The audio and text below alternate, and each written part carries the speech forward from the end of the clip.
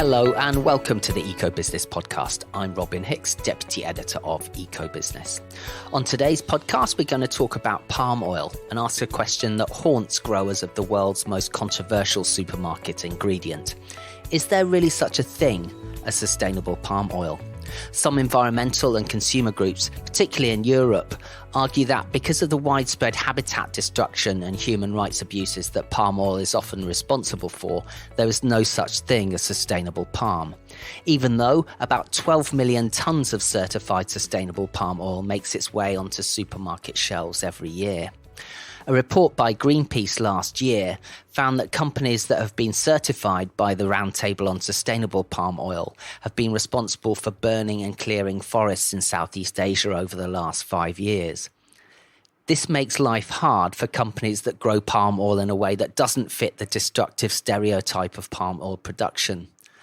One such company is Natural Habitats, which works with independent farmers in South America to grow organic palm oil that is deforestation-free, wildlife-friendly, fair for farmers and for local communities.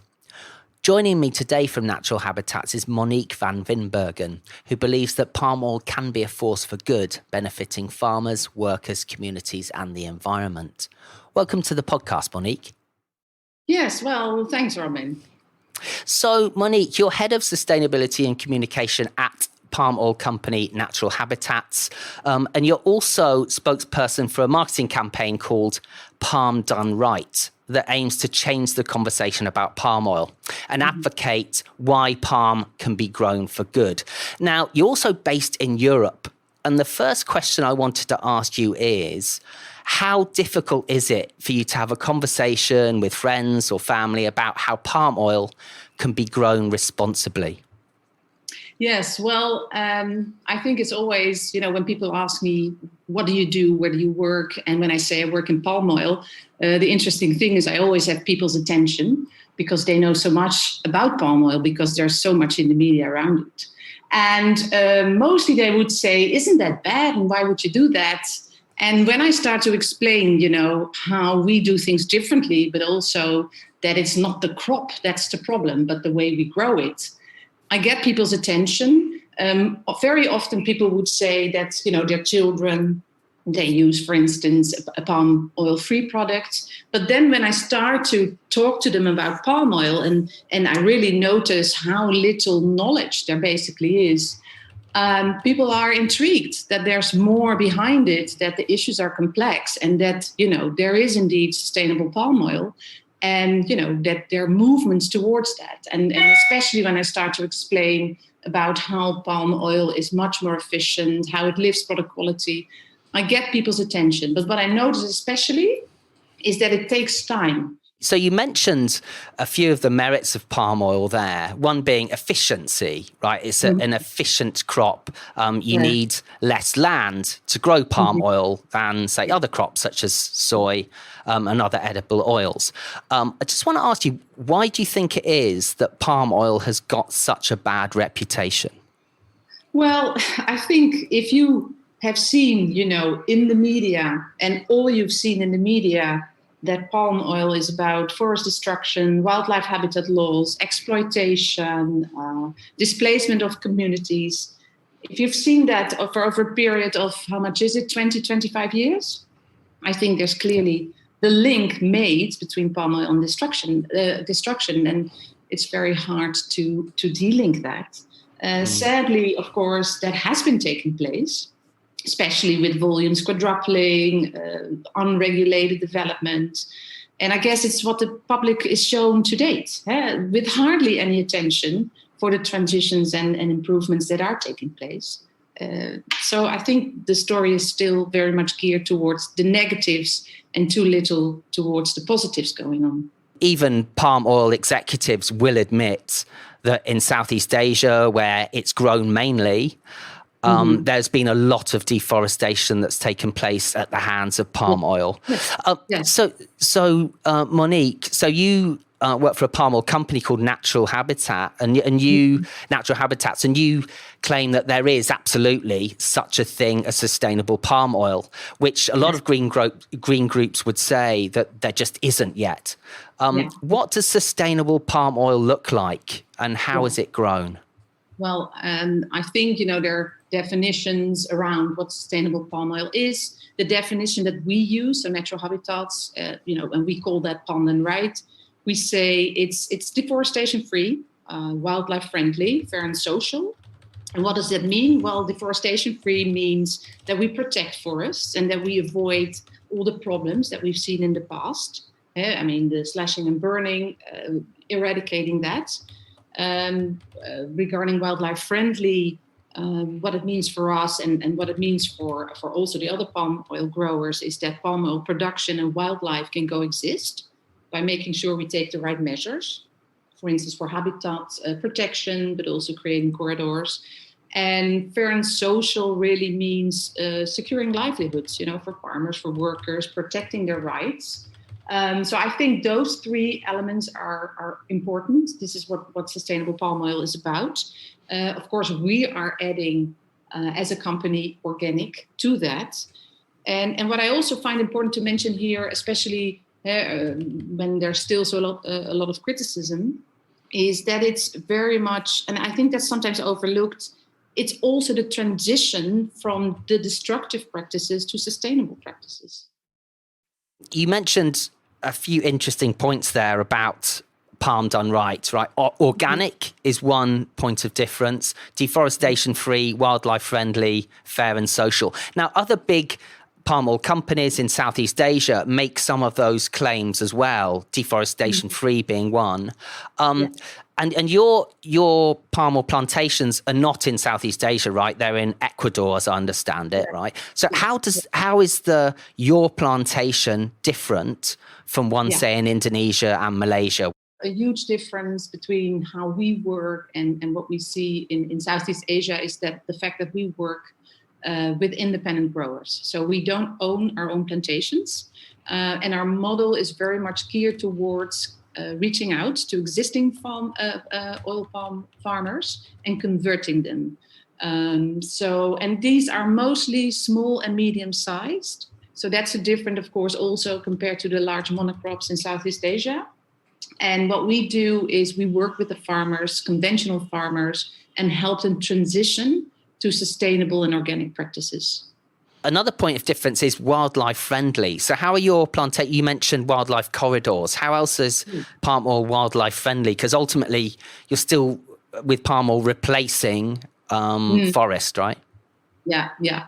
Well, I think wildlife friendly and what are the right measures? What we do is make sure, because we're a Rainforest Alliance and are RSPO certified, so we abide by all the principles and criteria. We raise awareness with our farmers on how to deal with wildlife, what they can not do especially, but also many of our farmers, they have their farms, their let's say productive areas of palm, but also conservation areas or forests. So we also take great care that those forests are protected.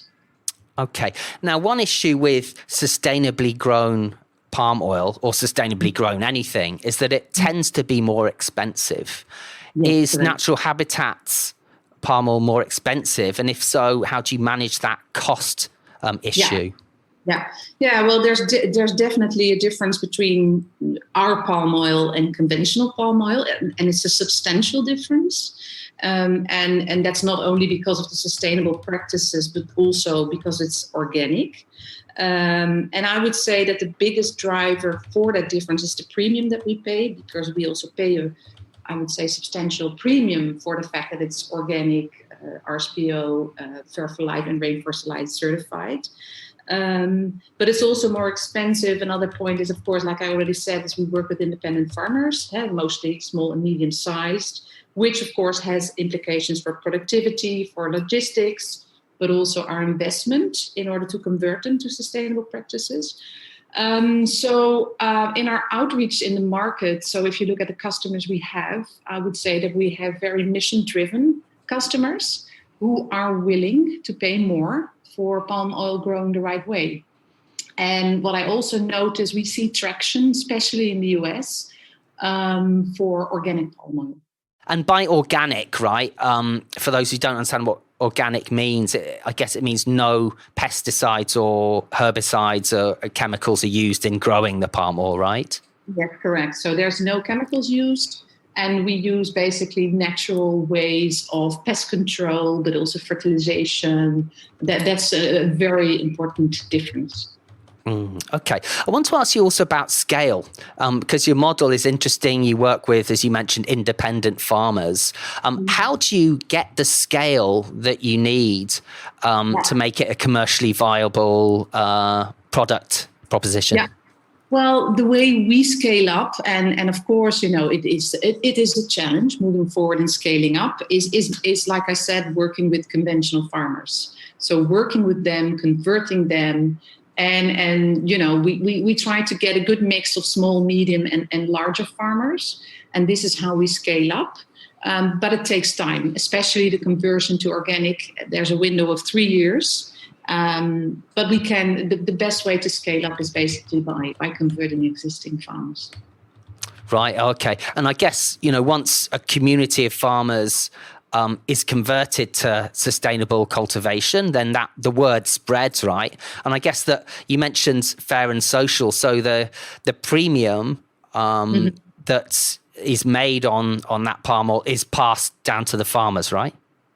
Yes, of course. So they receive a premium, which is a combination of the different, let's say, practices they use, and we have a few customers that both in Europe and the US that also pay an additional Fair for Life premium. And that money that they pay goes straight into a Fair for Life fund. And then the communities, farmer communities, but also, for instance, we have a workers' association, they decide themselves how to invest that money in their community. I want to ask you, Monique, about traceability. Now, traceability is one of the biggest issues in palm oil cultivation. How can you trace the fresh fruit bunches, the palm oil, right back to the plantation to prove that palm oil was sustainably produced? What's your approach to traceability? Yeah. We have a system which is called identity preserved. So that means you can bring it down and trace it down until the level of the mill. But we can even trace it down, all the fresh fruit bunches to the growers, because we know all the growers, we actively work with them. So we know, for instance, if we have a lot that we transport, we know exactly which growers have contributed to that lot. So these farmers, they deliver their fresh fruit bunches to our mill, to our collection center. We know, because we work with them, our tech teams visit them every 6 weeks. We know how much they can produce. So when they deliver their fruit, and there's a discrepancy between, what we know they can produce and what they deliver, that's a control point for us. So on a weekly basis, we track, what do they deliver, what should they deliver, and that's a way to really make sure the traceability is really done well. I want to ask you about COVID-19. Obviously, the pandemic has made life harder for most people, right? But what about the impact on sustainable palm oil cultivation? What sort of difference has it made? I think COVID didn't necessarily make it harder to stick to sustainable practices, because our farmers, they are well trained, they know what to do.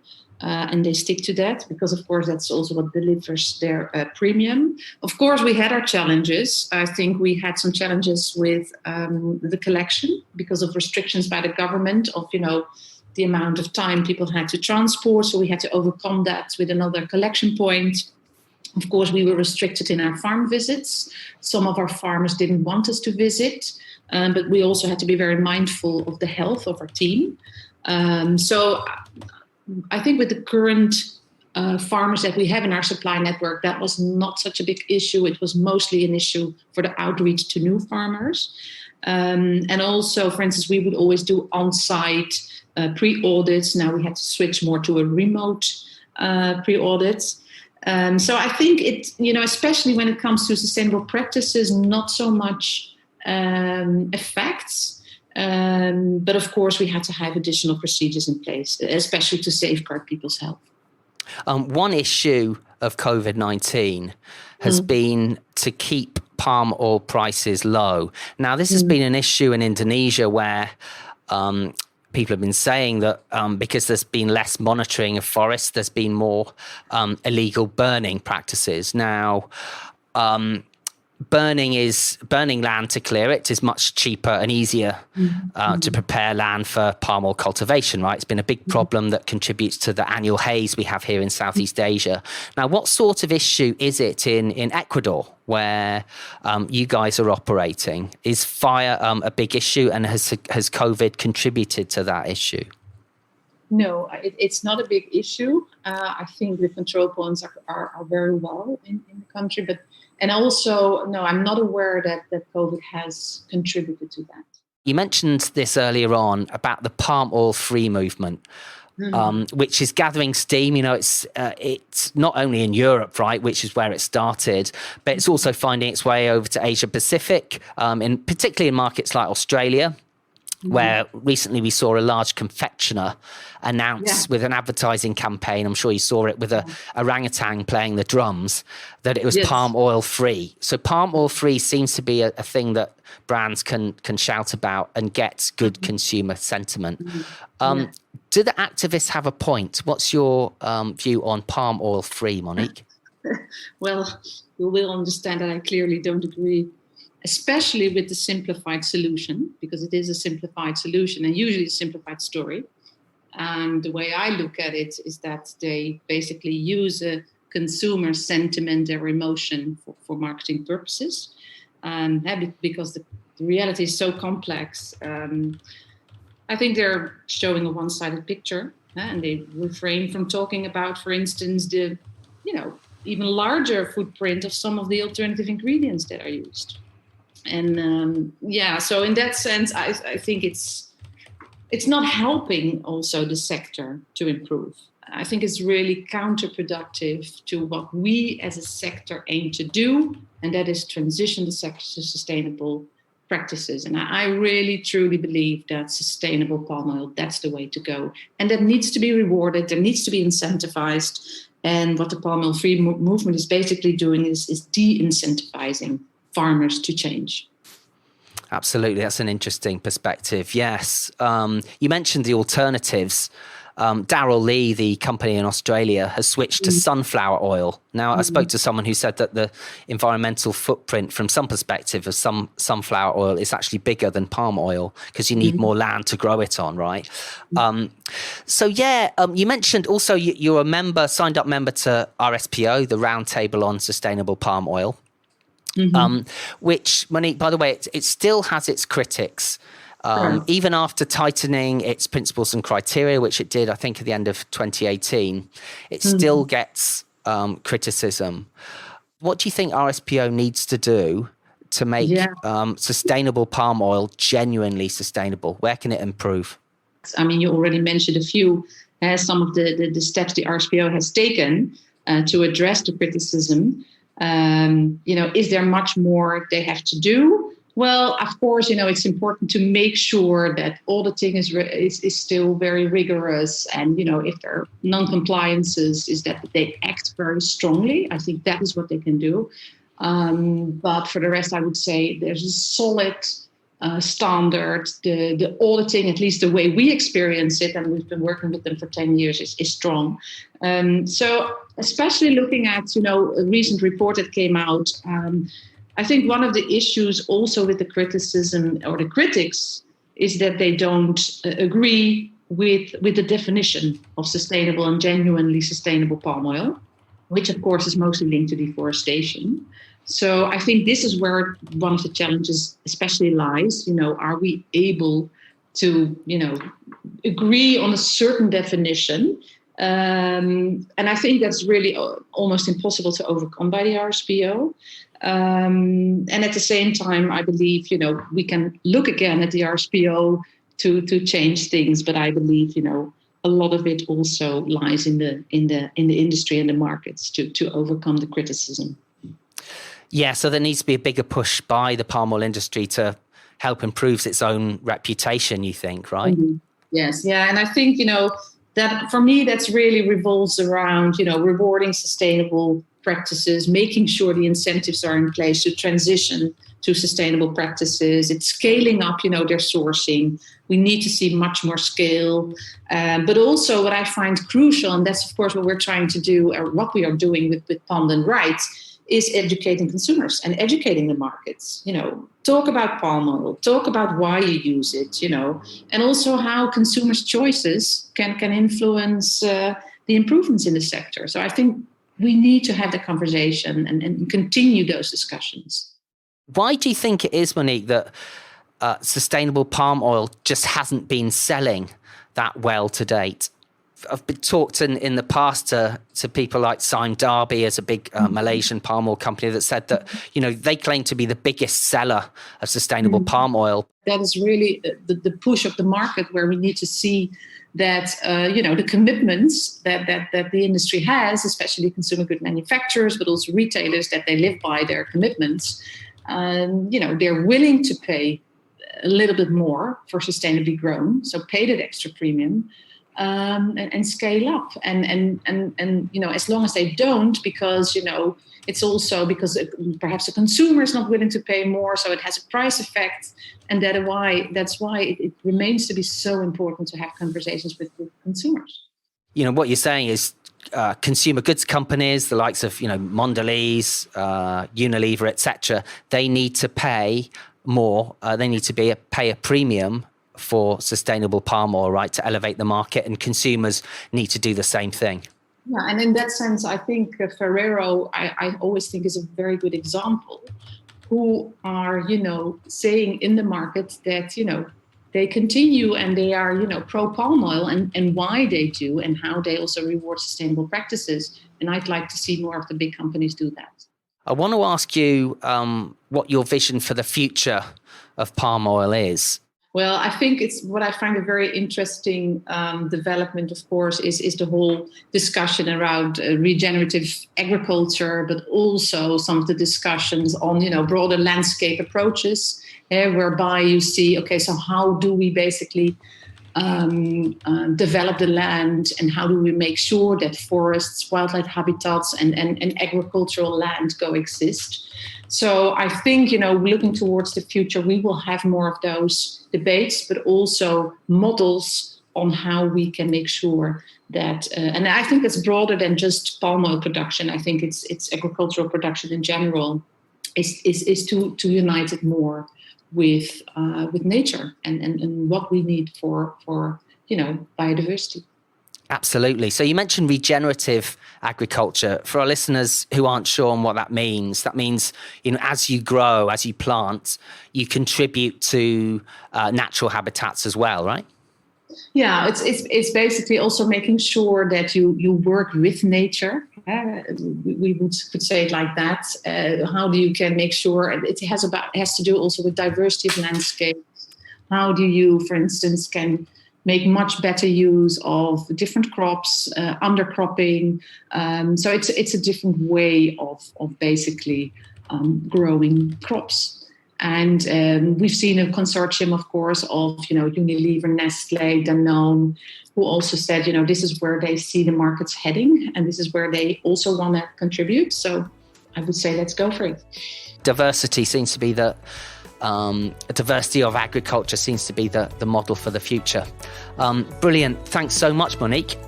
Thank you very much for joining the Eco Business podcast. Well, thank you. This podcast was hosted by Eco Business, Asia's leading media company serving the region's sustainability community. Join the conversation by visiting eco-business.com, follow us on social media, or subscribe to our newsletter. Thanks for listening.